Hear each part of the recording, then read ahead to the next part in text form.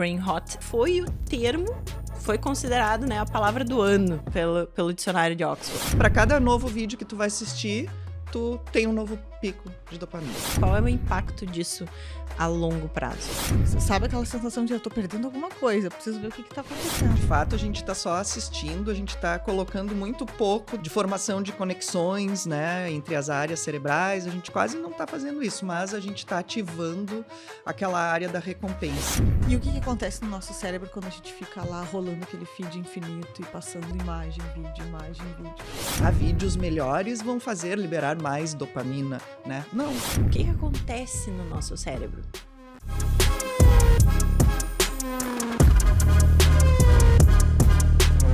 Oi, pessoal! Hoje a gente vai começar um novo episódio do Papo Sem Neura e a gente tá aqui com uma convidada que pra mim é super importante, que foi uma professora maravilhosa durante toda a minha formação. A gente esteve juntas também, eu como monitora da cadeira dela, então pra mim tem meu coração, é a professora Nádia.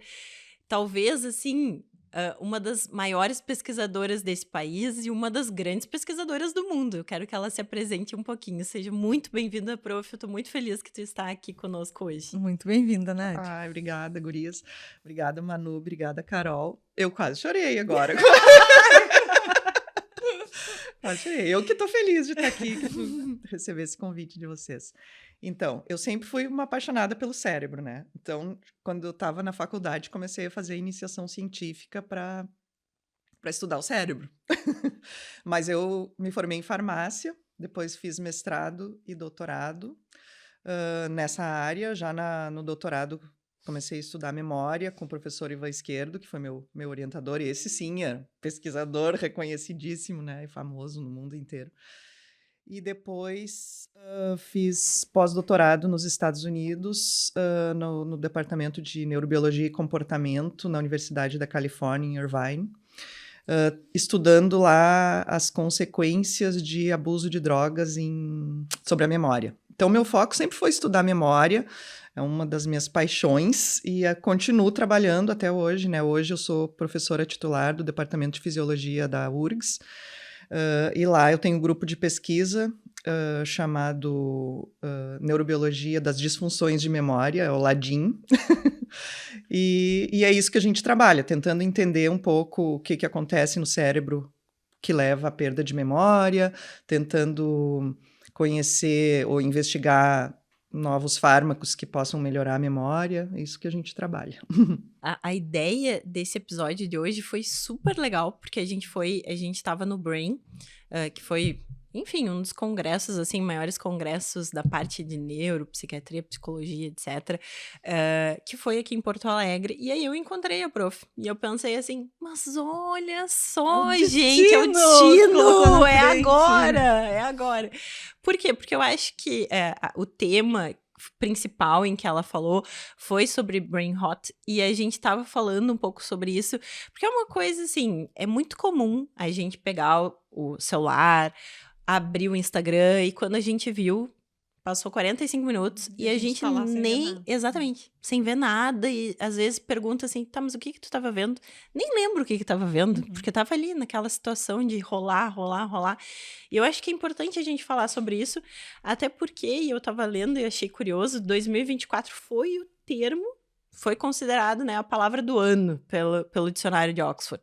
Então, o que é e o que a gente precisa entender sobre isso? Começou que a gente usava as ferramentas digitais como nossos auxiliares, né? Isso foi o começo, quando a gente tinha, então, quando a gente já começou a usar ferramentas de busca, como o Google, a gente estava usando aquilo como uma ajuda para a gente, né? A gente está depositando a nossa memória fora da gente, né? A gente chama isso de usar auxiliares.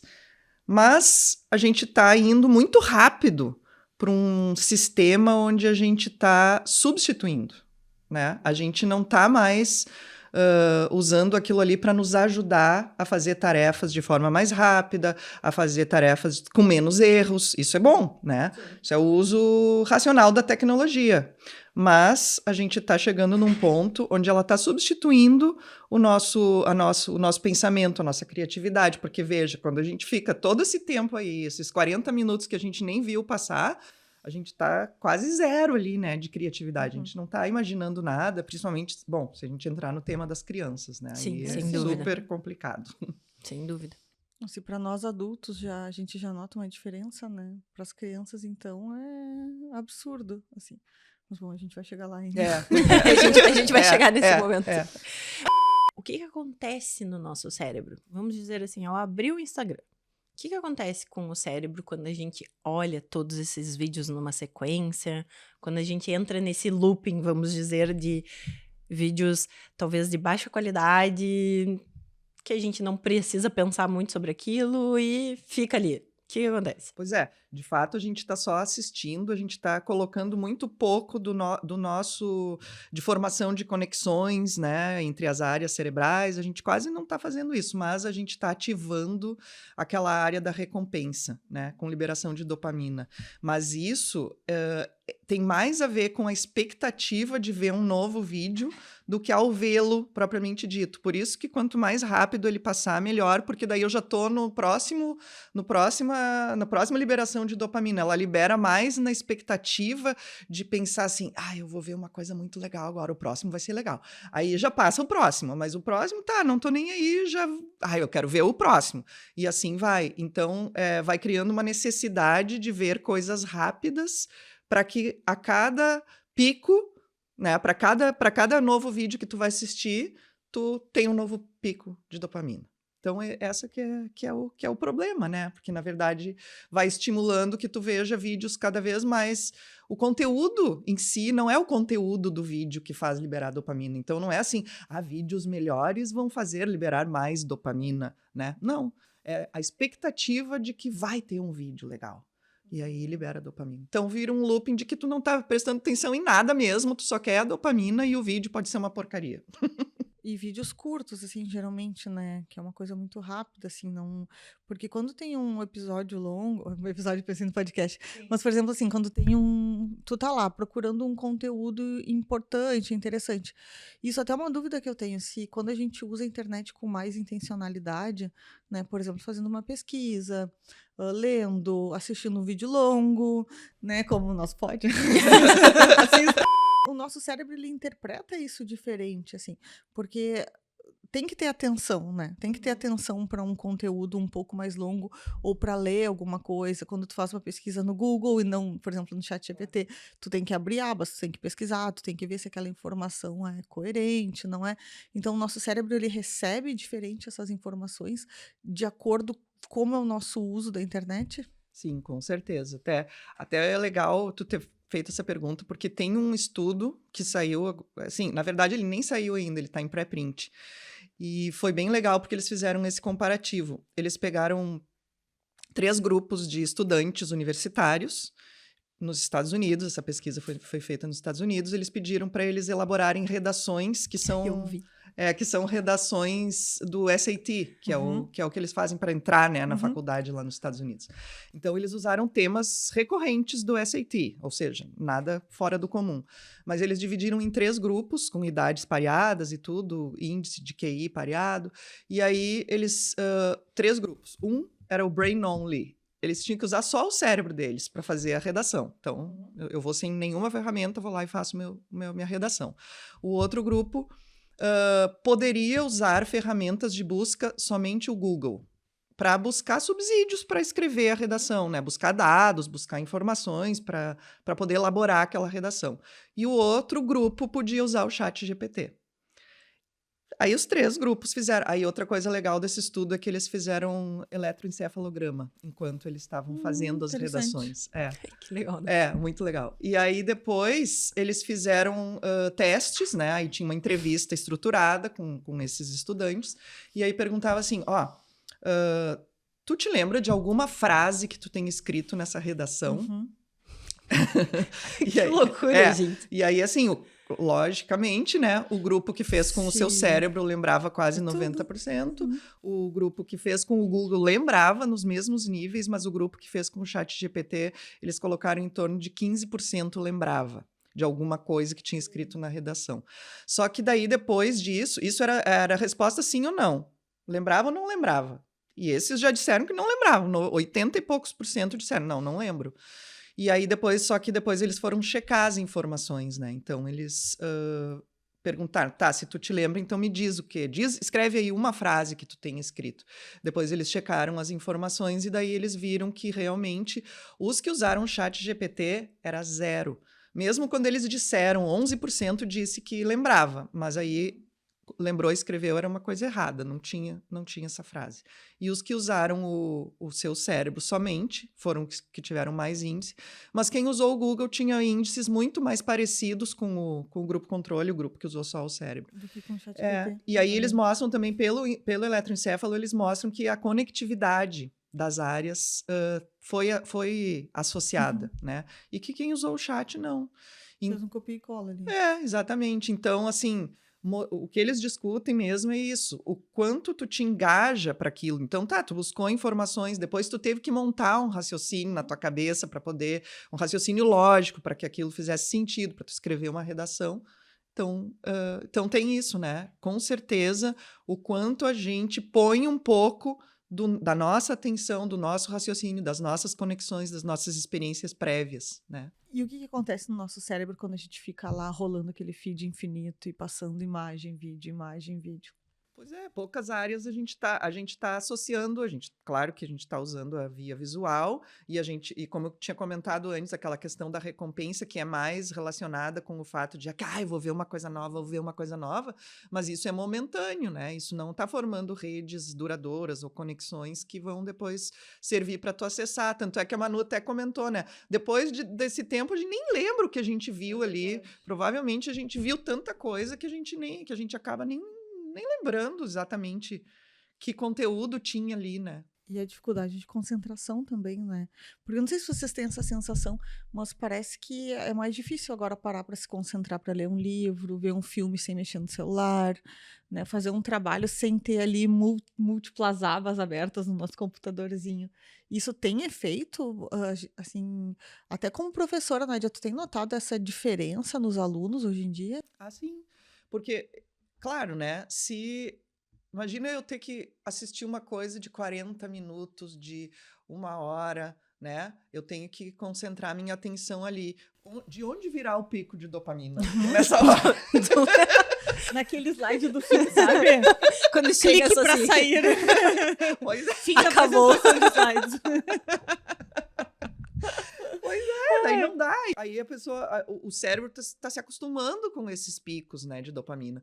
Então assim, enquanto tô vendo ali isso aí é muito comum. Tu tá assistindo um episódio de um seriado na TV.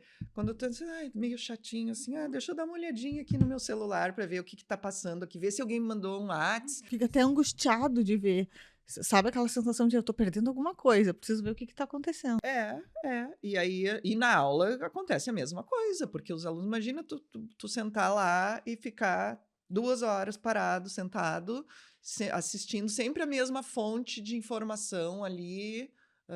Não, eu quero o meu pico rápido, não quero ficar 3 horas ali sentado olhando uma coisa. Só que eu lembrei agora, teve uma época na residência que tava too much isso, assim, aí tinha reunião do serviço, aí um dia o doutor Eliseu pegou uma caixa e passou uma caixinha pra guardar o celular, e todo o celular ficaram lá na frente até o fim da reunião. Mas sabe qual é o problema? Porque eu acho que a Nádia deve passar por isso também. Ali na Umbra, por exemplo, o pessoal vem tudo com tablet. Sim. Daí pra anotar as coisas no tablet. Sim. Como é que tu vai tirar o tablet? Porque daí tu pega o tablet, tem o WhatsApp, tem não sei o quê, É. então eles não precisam nem do celular, tá no tablet. É verdade. E aí desfoca no próprio tablet. Então mudou tanto em tão pouco tempo que é difícil tu organizar. E eu acho que isso é uma das coisas, talvez, que as próprias universidades vão ter que repensar como dar aula. A gente vai ter que pensar em coisas talvez mais curtas, talvez mais pensando num caso específico, tipo um PBL, assim, sabe? Fazer patient-based, tipo, para tentar Captar a atenção. captar atenção, porque a gente Eu vejo, eu dei uma aula de 1h30 de Parkinson. Até eu, chegou nos 50 minutos, estava eu e todos os alunos assim. Já tava querendo teu celular também. Não tem o que fazer, sabe? Então, eu acho que é isso. A gente vai dando essa dopamina. Agora, o quanto isso esse é o problema.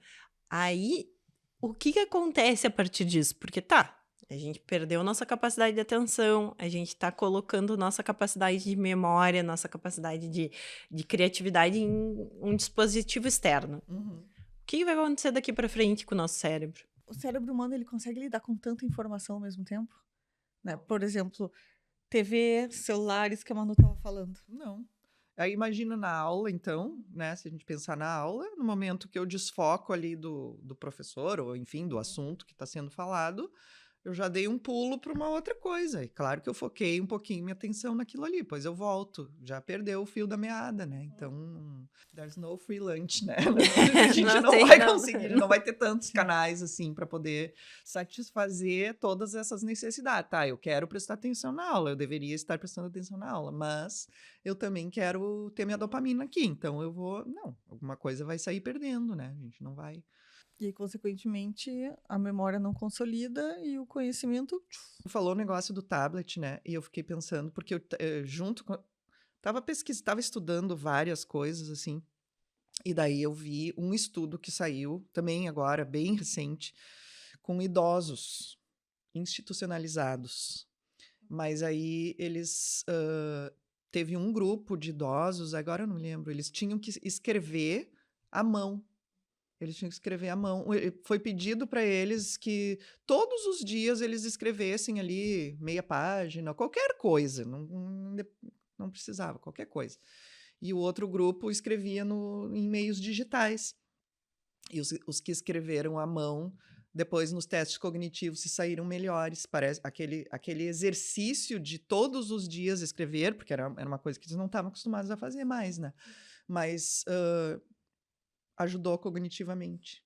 Mas assim, parece tão óbvio, né? Não sei, para mim, que estudo memória a vida inteira. É uma conexão, né, diferente. Tu tá usando mais de uma área, claro, né? tu tá usando mais áreas. Mais áreas.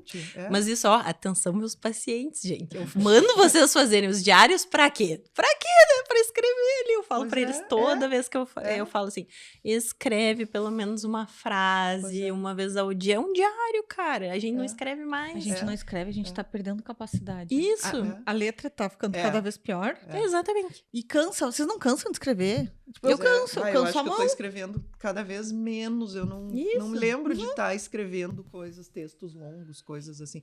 Mas quando a gente era aluno, a gente escrevia no caderno, pelo menos, né? Não, escrevia muito. Na faculdade, eu fazia resumo à mão de tudo. Mas isso tá caindo fora agora. As aulas, o que a gente fazia? A gente pegava os slides e anotava nos slides o resumo pra facilitar, porque daí tu tinha os slides, aí colocava o que tu tinha lido do Guyton e ia mudando ali. Eu me lembro que todo mundo dizia pra mim, prof, deixa os slides antes da aula pra gente poder imprimir e trazer. Pra poder, isso, porque daí agora não mais, né? Não, agora eles pegam os slides e se foi. E daí vai no... Ou o computador eles levam, ou o tablet mesmo, né? E como que vai cobrar um trabalho? Como que são feitos os trabalhos hoje em dia? Porque a gente tinha que pesquisar e montar um texto, não era só um copiar e colar. E agora com o IA? Que agora tu não tem mais condições de cobrar um trabalho, tipo, que seja home, né, em casa, pra fazer dissertativo, porque tu pode colocar no chat GPT e tá pronto, tá pronto. Exatamente. Então, não precisa mais fazer o trabalho. Então, isso é difícil. E estudar nos livros também tem sido uma dificuldade, porque às vezes eles cobram, mas não tava no slide. Então, imagina, que nem a gente tava falando antes, a gente tinha o Robbins inteiro pra ler, o Guyton inteiro, e a gente lia feliz. Cara, o Robbins a gente não lia feliz, mas o Guyton a gente lia até feliz, assim, né? Então, depois de, né? Então, a gente não tem mais isso. Não tem mais porque faz tudo pela internet. Veja quanto isso aí vai limitar o background que cada pessoa vai ter. Sem dúvida. Sabe? Porque tu já recebe informação filtrada, não foi tu que raciocinou para montar uma linha de raciocínio para pensar naquilo e aquilo faz sentido para ti. Não, no máximo tu vai ler aquele resumo pronto que foi a máquina que fez, né? Porque quando a gente faz o resumo, a gente tem que pensar para fazer um resumo, né? A gente tem que escolher o que é mais importante, a gente tem que filtrar as informações, mesmo quando antes se usava o Google mais, né? A gente ia fazia uma busca lá no Google.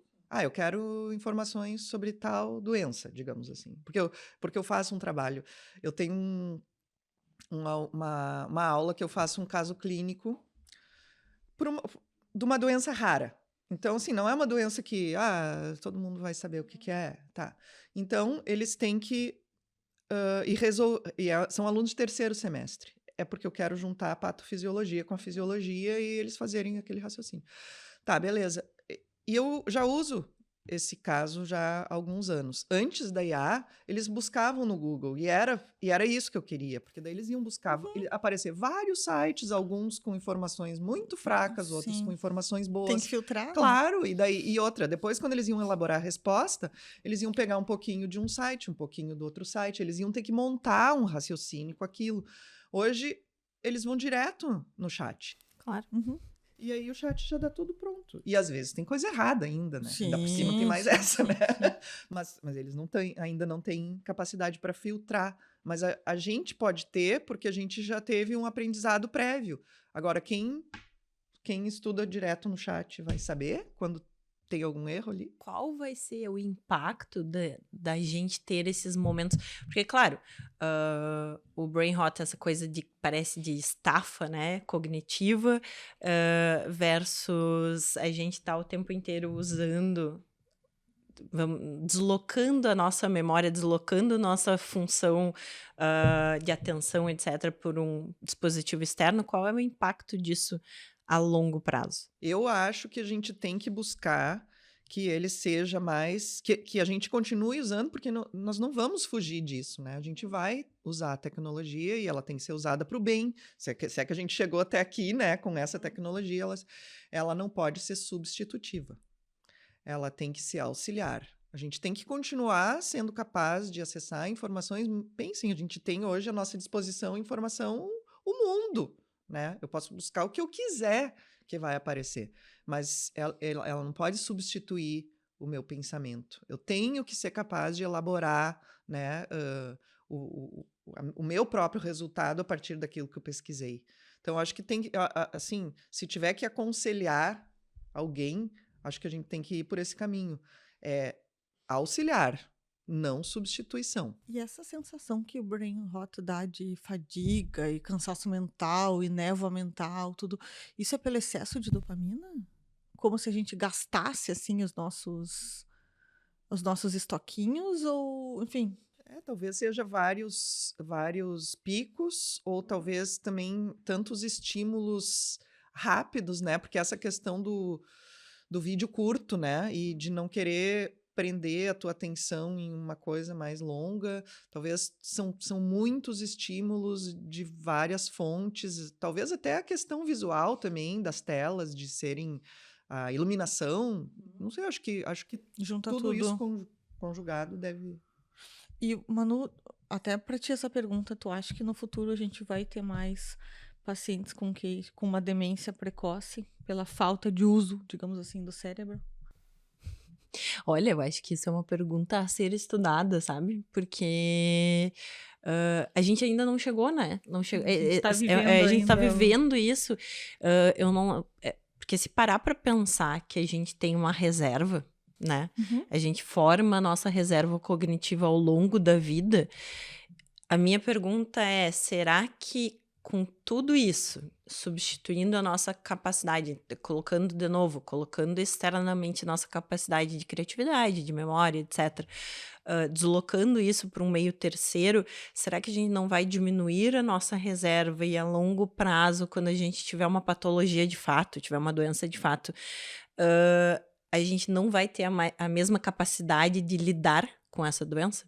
A questão da reserva cognitiva, mas o que está por detrás neurobiologicamente? O que está acontecendo no nosso cérebro, né? Quando a gente está formando essas conexões para formar novas memórias, a gente está usando sinapses excitatórias, né? Ou seja, né, ativando, né? Para quem não está acostumado, a gente está ativando, e isso hoje já se sabe, que quando a gente está usando essas conexões excitatórias, a gente também libera fatores de crescimento, que são fatores de sobrevivência neural, como o BDNF, que está bem conhecido, né, que é o fator de crescimento derivado do cérebro, que é um fator que auxilia essas células do nosso cérebro, que elas precisam durar a vida inteira, né? Elas precisam durar a nossa vida inteira. É muito diferente de outros tipos de células do nosso corpo que elas vão sendo substituídas. O neurônio não, né? Ele tem que sobreviver e guardar os registros.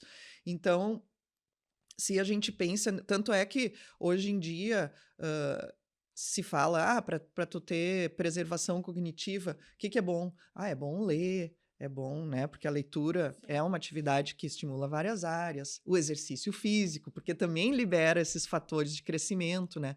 Então, assim, com certeza, quanto menos a gente estiver usando essas redes e ativando essas redes, a gente não está usando os nossos mecanismos neurobiológicos de sobrevivência neuronal.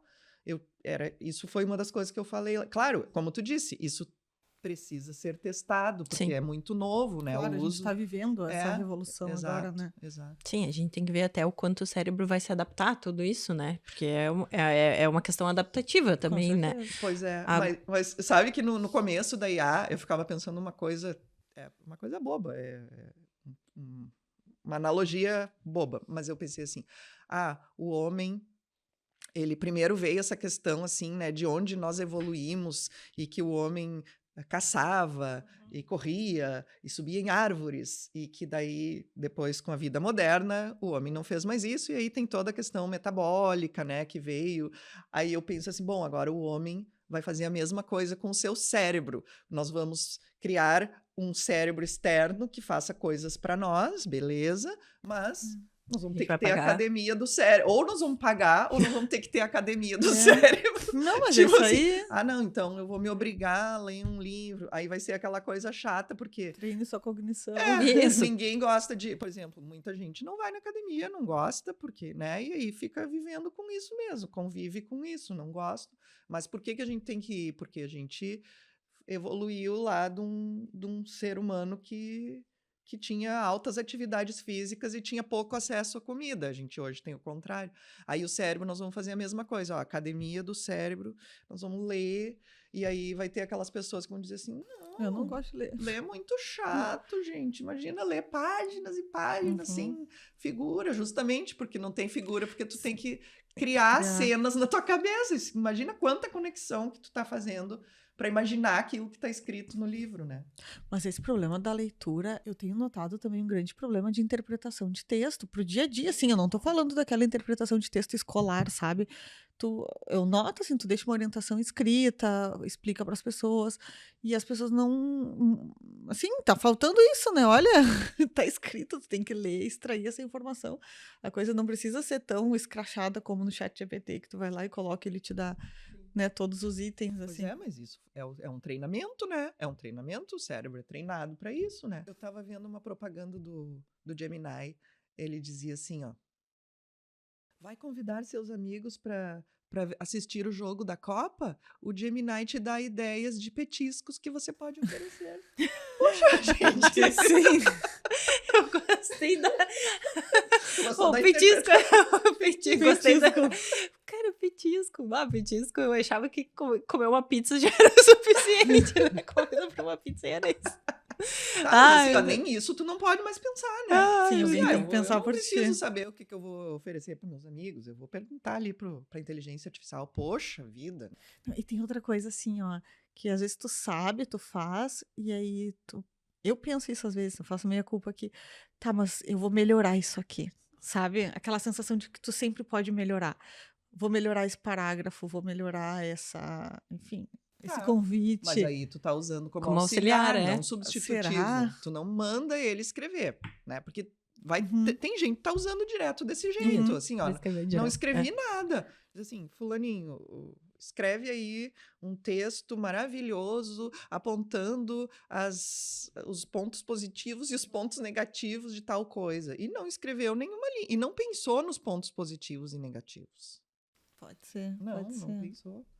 Agora, Não, se tu fez o teu... Não, eu identifiquei quais são os pontos positivos e negativos. Eu escrevi esse texto. Poderia Mas eu tá poderia mais melhorar ele atrativo. sozinha também, Poderia. sabe? Poderia ficar mais atenta ali à pontuação, à gramática, etc, etc.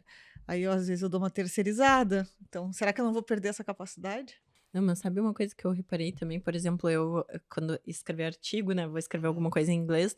Antigamente, dificuldade, né? Vamos lá, vamos começar a escrever em inglês. Daí, ficou horrível, vamos de novo. Daí, de novo. Aí, agora, o que eu faço, né? Que é ruim, né? Mas eu, pensei em português tudo, porque isso é o habitual, né? Sim, pensei a em nossa português. língua materna. Pensei em português, comecei a montar em inglês. Não, vou deixar o ChatGPT montar isso aqui, deu. Transcreva por inglês e melhore a frase para um artigo científico, tarará. Deixa pronto, maravilhoso. Mas eu tô terceirizando, em vez de eu usar a língua... Isso aí, tu tá terceirizando, Manu. É isso aí, tô terceirizando na cara dura, gente, na cara dura. E aí, sabe qual é o problema? Mas tu quer falar inglês melhor, não Quero, quer? então Pois tem que treinar. então. É isso aí. Não, e daí sabe qual é o problema? É que daí tu faz, tu pensa assim, mas eu tô muito cansado. Eu acho que esse é o grande que são problema. os prós e contras, né? Esse é o grande problema que eu vejo. Sim. Por que a gente terceiriza tanto? Talvez por que a gente fica ali tanto tempo no celular? Porque a gente entra naquela coisa assim, eu tô cansada. Eu vou só dar uma descansadinha aqui. Eu vou agilizar esse trabalho. Isso, vou agilizar isso. pra fazer. Exatamente. E aí a gente ganha aquele pontinho de dopamina no videozinho, aí a gente ganha o ChatGPT com a transcrição pronta, e aí a vida fica mais fácil e a gente continua fazendo. Então, eu acho que também é difícil a gente... Como é que a gente sai desse looping, né? Não, e o nosso difícil. cérebro, ele consegue se readaptar? A gente consegue treinar a nossa atenção novamente? Tipo assim, eu paro de fazer isso, eu consigo treinar novamente? Eu acho que sim. A gente espera que sim. Eu confio nas capacidades do cérebro. Não, gente, mas olha só, isso aí que tu disse de... pensa assim, ó. Nossa, eu tenho uma tarefa super difícil para fazer, né? Eu vou... Se eu terceirizar e botar ela no chat, olha que maravilha. Vai Vou sair levar em 2 minutos. Vai sair rapidíssimo, vai sair perfeito, sem erros. Aquilo vai dar dopamina. Aquilo vai dar um Óbvio, pico de porque dá o dopamina. prazer e tu acabou. Fazer uma tarefa completa, sem esforço, tá? E aí, aí, de novo, né? Pensa assim, as faixas etárias que têm menos controle do lobo frontal, né? O que eles querem? É terminar rápido, conseguir um perfeito, que tá sem erros, e Uma recompensa rápida. E onde eles estão desenvolvendo, e sendo que o que me preocupa, e isso sim, essa geração que me preocupa, é aqui, porque a gente já passou disso, né? A gente já, se a gente começar a usar agora, bom, mas um dia a gente não tinha o ChatGPT. Sim. A gente soube fazer sem o A chat. gente pegava a Barça. Não, assim. Cara, a gente pegou a Barça. Não fala em voz alta que feio, né? Para as pessoas não saberem a idade. Nem mas vão a gente saber pegou. o que é Barça. Isso é verdade, não vão saber o que é Barça. Tá certo, tá certo. A enciclopédia. A enciclopédia. A gente usou, cara. Pois Que é. coisa. Agora imagina quem nunca. Quem já iniciou direto no chat, sabe? Desenvolveu o quê? Como? Sabe uma coisa que eu acho que a gente poderia explicar? A gente está falando da dopamina, mas a gente não explicou o que é a dopamina, né? E às vezes parece que ela é vilã, mas a pobre da dopamina ela é importante, né, para nós, para o nosso cérebro, para o nosso dia a dia. A gente também libera dopamina quando grava o podcast, quando conversa com alguém querido, quando abraça uma pessoa que a gente estava com saudade. Então, explica pra gente, Nádia, assim, de uma forma bem simples, o que é, afinal, essa dopamina aí que tá todo mundo falando? Dopamina é um neurotransmissor, né? Neurotransmissor é uma molécula química, uma substância química que o nosso próprio cérebro libera quando a gente realiza alguma atividade prazerosa, alguma coisa que realmente a gente precisa fazer para sobreviver de uma forma melhor. Então, se a gente for pensar primitivamente, a gente libera dopamina quando a gente come, quando a gente ingere líquidos, quando a gente faz sexo e quando a gente tem relações significativas, relações de grupo significativas, ou seja, coisas que evolutivamente nos ajudaram a sobreviver melhor. Claro que a gente precisava nos alimentar e ingerir líquidos e a gente precisava se reproduzir para manter a espécie. Então, essas coisas que eram muito necessárias para a nossa sobrevivência, elas eram reforçadas com dopamina. Então, a dopamina nos dá uma sensação de bem-estar, uma sensação de prazer quando a gente faz alguma coisa. Claro, hoje em dia se sabe que relações sociais, amizades, né, significativas também acabam liberando dopamina. Mas a expectativa de uma coisa boa também vai liberar dopamina. E aí que vem, a gente pode falar, digamos assim, substâncias, né, como drogas de abuso, acabam também tendo esse papel, né, de liberar dopamina, e às vezes a pessoa fica, então, busca aquela liberação de dopamina, acaba buscando a substância para poder liberar a dopamina, né? E aí a gente vê essa questão. Então, a dopamina, sim, é muito importante e a gente pode cultivar coisas da nossa própria vida que liberam naturalmente dopamina sem precisar das ferramentas digitais, né, para liberar dopamina. E uma coisa que se fala muito na internet é fazer um detox de dopamina. Não. Então, é justamente por isso que eu trago a pergunta. Funciona um detox de dopamina? Acho que a gente tem que buscar formas naturais de liberar dopamina. Se é um neurotransmissor, né, primitivo, uma substância química que a gente tem no nosso cérebro, significa que ele foi importante até hoje, até os dias de hoje, para a nossa sobrevivência, né? Então a gente precisa. Mas então não funciona assim, eu vou para um mosteiro, vou passar uma semana e não vou pegar o celular por uma semana, eu vou voltar desintoxicada. Pois é. É justamente talvez a gente se intoxique com outras etiologias. Etiologias é meio estranho, né? Outras origens de dopamina, talvez, né? Talvez a gente pode se desabituar a ter esses picos que são artificiais, na verdade, né? Porque a gente está liberando, quando a gente estava falando ali, coisas naturais, comida, sexo, amizades, né? Relações sociais. São coisas naturais do ser humano. Acho que isso a gente não deve se desintoxicar, mas talvez a gente se desabitue progressivamente a ter esses picos imediatos, assim, eu preciso dopamina, né? Então, talvez, mas sim, eu acho meio estranho esse termo. Não, começa né? que se tu fizer um detox total, porque tu tá morto, né? Não tem como eu tirar acho toda a dopamina. Eu acho estranho essa... Mas é que, enfim... O termo é super usado, gente. O que tem na internet. Faça o seu detox, largue o celular. Mas eu acho até que tem um livro, né? Não... Nação uma Dopamina. Mulher dopamina. Nação mulher... Dopamina. Nação Dopamina. Pois é. Mas tem, porque agora a gente tá falando nisso, eu acho que também as pessoas questionam muito isso, porque tem a questão psiquiátrica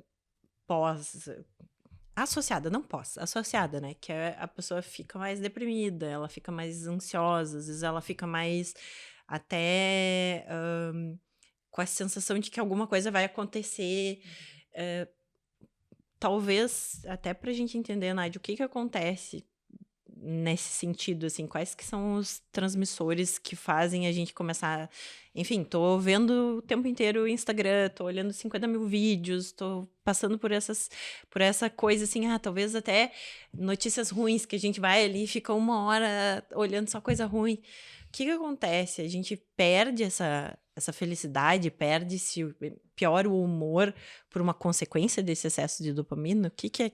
Bom, pois é. A dopamina em excesso, por exemplo, a gente pode extrapolar bem isso pensando no abuso de drogas, né? Sim. No abuso de drogas tem uma coisa que vai ser tolerância, que cada vez a gente vai precisar de doses mais altas, porque aquela mesma quantidade de dopamina que a gente estava liberando já não é mais suficiente para causar a mesma sensação de prazer, né? Então a gente busca sucessivamente aumentar, é como se o cérebro entrasse num esgotamento, né? Eu libero aquela dopamina, eu tenho menos receptores para dopamina e ela não faz mais o mesmo efeito. Então talvez isso esteja, quem sabe, acontecendo se o uso for muito excessivo, né? Mas eu acho que, no geral, isso que tu comentou, Manu, acho que esse acesso a tanta informação que a gente tem, que está na palma da nossa mão, a gente não desliga nunca, né? Porque, pois é, uma coisa interrelaciona com a outra, né? A gente está depositando ali no celular, eu tô usando o termo celular, mas pode ser outra ferramenta, mas assim, o celular, porque ele é mais acessível na palma da mão, literalmente, né? A gente tá meio que dependente dele, porque assim, tudo que eu sei tá no Google ou no chat. Então, a qualquer momento eu posso precisar dele. Então, Teu não segundo posso, cérebro. eu não posso me separar dele, ok. Mas também ele é uma porta aberta para notícias ruins, como tu acabou de dizer. Pode ver que hoje em dia as catástrofes, elas tomaram uma dimensão muito maior na nossa vida, né? Porque a gente começa a acompanhar em tempo real, o que antigamente era assim, bom, é uma notícia que eu vou ver no Jornal Nacional, e daí eu vou ver, né? Mas aquilo não, aquilo hoje em dia passa o dia inteiro, tem prompts que estão ali no teu celular, se tu programar, tem alertas que vão te dizendo o tempo todo. Então, são notícias ansiogênicas, né? E mesmo assim, a probabilidade só de tu saber que tá ali, que pode... qualquer coisa pode aparecer ali no meu celular, deixa eu ver se não apareceu nada no meu celular. Isso é extremamente ansiogênico, né? Então, assim, tirando esse papel da dopamina, que aí a gente já está pensando em ativação de circuitos de medo, né? Ativação de circuitos de ansiedade mesmo. Então, nem tanto diretamente com essa coisa de prazer, de buscar o prazer, mas já pensando que ele é ansiogênico. Sabe o que eu lembrei? Lembra daquela musiquinha do Plantão da Globo? Pode dizer, essa aí quando aparecia Pânico Geral, né? Uma Pânico notícia Geral. muito importante. Então é basicamente isso, a gente tem a musiquinha do Pânico Geral a qualquer momento. A qualquer momento. No celular. Não, e é isso, a gente antigamente não via a desgraça que estava acontecendo, sei lá, no outro lado do mundo. Agora a gente vê a desgraça que está acontecendo no outro lado do mundo, mas tem a desgraça aqui de Porto Alegre, não sei o quê. Então a gente combina todas as desgraças e olha aquilo o dia inteiro, né? Mas não é só isso. As relações de trabalho também mudam no momento que tu tem isso. Porque pensa assim, ó. Mesmo na profissão médica, tá? Vocês tinham horários. Antigamente tinha o pager, né? Antigamente ainda tinha não vamos falar que a gente usava ele até esses dias. Né? Mas assim... Mas hoje tu sabe que tu vai estar no final de semana e vai ter paciente te mandando no WhatsApp. Todos os dias. Né? Todos os dias. E se tu não tivesse o WhatsApp, pensa a tua vida sem WhatsApp, né? Eu que sou professora pesquisadora, eu tenho alunos de pós-graduação, equipe de pesquisa, a gente trabalha quase 24/7, né? Sim. Porque tu tem o WhatsApp e Sim. todo mundo sabe que tu não vai a lugar nenhum sem o teu celular. celular. Então eles pensam assim, eu vou mandar hoje, mesmo que seja sábado de noite, Ela porque responde. se a prof não quiser, ela não responde. exatamente. Mas não gera ansiedade? Claro, tu saber que tu tem ali, claro. tu ouve aquele plim, chegou alguma coisa. Ai, meu Deus, o que será que... Por mais que tu tente te condicionar assim, não, final de semana eu não vou responder. Mas não, tu ouve aquilo, tu quer saber o que é. E aí tu pensa, não, eu vou deixar para responder segunda-feira. Mas aquilo fica na tua cabeça, sabe? Uhum. Então, por que a gente teria que ter um lazer? Porque o nosso cérebro precisa de lazer. De horas que não são destinadas a trabalhar, de horas que são destinadas a fazer outra coisa, mas com o celular, com a internet, com todas essas ferramentas, a gente não tem mais esse período de descanso. Aí a gente volta no brain rot, né? Daí a gente pensa assim, mas por que nós estamos tão fadigados? Por que será? Porque nem quando a gente tá de férias, gente. A gente tá de férias. Digam aí, quando vocês estão de férias, vocês guardam o celular na bolsa e daí nunca mais pega o celular? Claro que não, né? Sabe que antes, quando não tinha tanta facilidade a internet, assim, a gente viajava para o exterior e não tinha internet. Sim. Então, tu ficava ali desconectado e se fazia aquela atualização de noite. E agora quando chegava no Wi-Fi. Chegava no Wi-Fi do hotel, ali, sei lá, fazia a tua atualização. Era tão bom, porque agora não tem. Mas, agora gente, pelo amor de Deus, deixar claro, tá? Quando, sei lá, primeira vez, segunda vez que eu fui viajar, eu montava o roteiro, porque não tinha internet, então tu pegava o Google Maps e fazia o roteirinho, assim, pra tu não se perder. E daí eu colocava assim, eu tenho que ir sei lá, na parada tal, do metrô tal, e eu não posso me perder. Deixava tudo Isso não são anotadinho. conexões cerebrais que Isso, tu tá e fazendo. eu fazia todo o roteiro pra não me perder, e agora, claro. tipo assim, coloca ali, Mas ele tá. tem GPS, agora tu vai na esquina, vou ligar o GPS aqui pra não me perder. Tá, também, mas- sabe? E o Exatamente. estudo dos taxistas de Londres, né? Conhecem? Não. Para tu ser taxista em Londres, é uma prova dificílima, porque tu tem que conhecer todas as ruas de Londres e fazer a prova escrita, presencial, de que tu conhece as ruas de Londres. E daí, eles fizeram um estudo, eu acho que foi pelos anos 2010, assim, mais ou menos, que saiu esse estudo. Um estudo onde eles tinham 3 grupos. Uma pessoa que não é taxista de Londres, pessoa que é taxista, fez a prova, passou na prova, e pessoas que fizeram a prova e não passaram na prova. E eles fizeram ressonância magnética volume de hipocampo. Só isso. Só isso. E eles têm diferença. Os taxistas, esses que foram aprovados na prova, eles têm aumento de volume de hipocampo. Eles Então, conhecem todas as ruas de Londres. sim, eles conhecem. Eu não sei se hoje ainda existe esse mesmo sistema, porque a pessoa não precisa mais, né? Tem GPS. Mas aqueles taxistas de Londres, esse estudo é famosíssimo, o estudo dos taxistas de Londres. Gente, eu vou procurar esse estudo só pelo prazer de ler, vai ser muito divertido. Sim, é divertido, esse estudo é muito legal. E falando de crianças, assim, então, o cérebro delas, ele é um cérebro mais vulnerável às telas, essa rolagem infinita, aos hiperestímulos, porque esse produto já é difícil, né, ter essa regulação, esse autocontrole. Como que ficam as crianças no meio dessa história? Eu acho que é mais preocupante, e eu acho que a gente ainda não sabe o que vai acontecer. Eu acho que a gente está tateando no escuro quando a gente fala de criança, né? Porque aquilo que eu estava comentando, se nós temos gerações pré-inteligência artificial, a gente teve desenvolvimento de conexões durante esse tempo todo. E as crianças, a gente sabe que eles estão com o cérebro em pleno desenvolvimento, né?